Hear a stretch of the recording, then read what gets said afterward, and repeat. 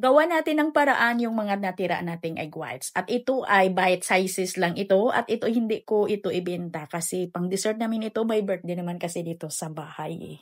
Kaya binidyuhan ko ito para ma-share ko din. Kaya tara na umpisahan na natin. So dito sa ating mixture ay napakasimple lang po talaga ng mga ingredients na kailangan natin dito. So dito paghaluin lang natin, pagsamasamahin lang natin yung puti na asukal, food coloring na chocolate brown, Nescafe powder at cocoa powder. Kunting asin at yung ating harina. Lagyan din ng baking powder. Yung sukat ng ating mga ingredients ay ilagay ko lang sa ating caption at dito din sa video screen. Kailangan talaga mga na cake flour yung gagamitin natin dito at kailangan lang na salain lang natin. Lagyan natin ng vanilla extract at gagamit lang tayo dito ng tubig. Pwede naman kayong gagamit dito ng evaporated milk, pwede ding fresh milk. At haluin lang natin ito ng mabuti hanggang sa kuminis yung mixture natin. At ito hindi na natin ito salain. At tansyahin nyo lang yung tubig ninyo. Dapat ganito lang yung consistency or kalapot yung ating mixture. Bakit nga ba na palagi kong sinasabi sa inyo na tansyahin nyo ang inyong tubig? Kasi nga mga ay magkaiba yung brand ng harina na gamit natin. Magkaiba sila mag-absorb ng tubig. At dito sa ating mixture, kailangan hindi ito masyadong malabnaw at hindi din masyadong matigas. At itabi lang muna natin yung mixture. Gagawa na tayo ng ating mirang. So ito yung 5 piraso ko na egg whites kasi yung egg yolk dito ay ginawa nating ipa-filling. At lagyan ko lang ito ng cream of tartar. Kung wala kayong cream of tartar, pwedeng gumamit ng baking powder, pwede ding katas ng kalamansi,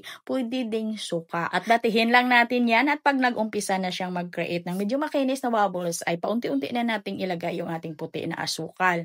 At pagkatapos nating nailagay lahat yung ating asukal, mga sa paunti-unti na paglagay, ay batihin lang natin ito ng mga ilan lang na minuto hanggang sa makuha natin yung hinahanap natin na consistency ng ating egg whites. Like medium stiff peaks, yung kailangan natin dito. Kagaya dito mga ito lang yung consistency na hinahanap natin sa ating mirang. At ilagay na natin dito or i-mix na natin sa ating cake butter mixture. At huwag lang natin itong ibuhos agad lahat sa paglagay yung ating mirang. Hatiin lang muna natin yan. Kukuha lang tayo diyan ng kaunti. I-tempered lang natin muna dito sa ating cake butter.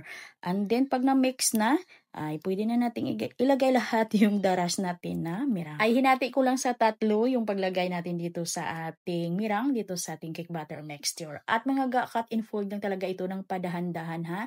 At nakikita nyo ay napakaganda talaga ng volume or yung alsa ng ating mirang kasi nga yung ating egg whites ay walang halo na kahit kunti or maliit na egg yolk at yung attachment at yung bowl na pinaglalagyan natin ng egg whites natin ay dry, hindi basa. Kaya maganda yung alsa ng ating mirang. At huwag lang talaga natin itong ma-overmix. Pagkatapos nating haluin yan, ay gamit yung ating wire west, ay gagamit tayo ng spatula para din ay ma-scrape natin yung bandang gilid, yung ilalim na yung mixture na hindi naaabot ng ating wire wax. At pagkatapos natin yung mailagay sa ating tray, ay kailangan ay masalang natin yan agad. At gagamit ako dito ng tray na hindi lang masyadong malapad para hindi din masyadong manipis at hindi din masyadong makapal yung ating mixture. Para yung katamtaman lang yung kapal ng ating choco cake bar. At naluto ko lang ito sa loob ng 25 minutes sa 160 degrees Celsius yung init ng aking oven. At mga sa pagluto dito ay kakadepende din ho yan sa gamit natin na oven. Kailangan po ay tansya na ninyo yung oven ninyo.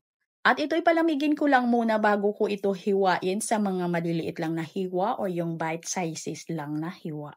At ito'y napakalambot mga ha? Marami talaga tayong diskarte sa ating mga natira na egg whites. Lalo na pag ikaw ay gumagawa ng mga leche flan, ay marami talaga tayong pwedeng magagawa. Marami pa tayong i-upload mga na gamit yung ating egg whites. Abangan lang po ninyo. At ito lang yung gawin kong pang frosting dito sa ating choco bars. Ito yung mga natira ko na mga icing sa mga pinang-icing ko sa ating cake. Ay paghaluin ko lang itong dalawa at i-mix ko ulit sa ating hand mixer para hindi din masayang yung ating mga icing na natira. Ito galing ito sa ating chiller, ay batihin lang natin yan ulit para babalik sa kinis at stable. At ito ay ECC whipping cream. Yung ECC whipping cream natin ay mabibili lang yan natin sa mga baking store. At pwede naman kayo ditong gagamit na kahit anong pang frosting ninyo. Pwede kayong gagawa dito ng hima frosting. Pwede din gagawa kayo ng boiled icing kung marunong kayong gumawa ng boiled icing. Pero pwede din na yung ECC whipping cream na lang. Mas madali pa i-prepare yung ating ECC whipping cream. Yung ECC whipping cream natin ay sa likod ng packaging packaging niya ay may nakalagay lang doon kung paano ba natin yan i-prepare. Pwedeng pang dessert, pwedeng pang merenda, at lalong pwede natin itong pagkakitaan. Pwede ninyo itong idagdag sa inyong mga buffet.